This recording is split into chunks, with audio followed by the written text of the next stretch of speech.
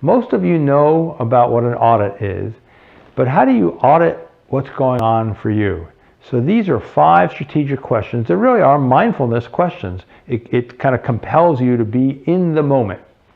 I want to go through them and kind of use this as an example. So first let me go through quick, and then I'm going to put it back to you to see what's going on for you. What are you thinking? What are you feeling? What do you want? How are you getting in your way? What do you need to do differently? We're going to be tracking this emotional audit because it really is a grounding. So what are you thinking right now? Just kind of be aware of what the thoughts are.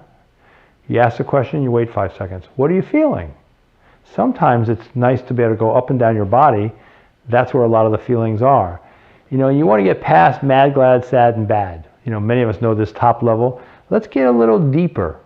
You know, what are some of the different feelings that you're having? What's the difference between, you know, anxiety and apprehension, and where do you feel that? What's the difference between anger and irritation? You want to be well versed. You want to be fluent in your emotions versus having your emotions be like a brand new language, like you're learning a language, you're going, I don't know. Well, you spend a little time and you see. When you get upset about things, let's say you're what I'm calling triggered, most likely what you're thinking and feeling are going to be the same 2 or 3 things. Third question, what do you want, is going to help you know in that situation, and will be different. What do you want in that situation? Be different in every situation. The fourth one, again, is going to reveal a pattern. How do you get in your way? Especially when you're a little irritated or triggered, I'd say it's the same 2 or 3 things.